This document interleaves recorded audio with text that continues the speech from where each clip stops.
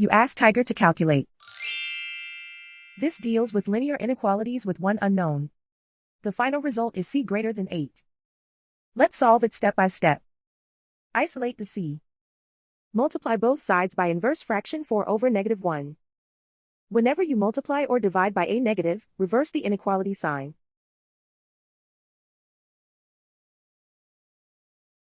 Group like terms.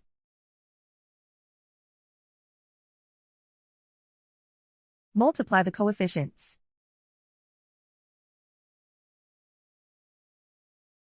Simplify the arithmetic.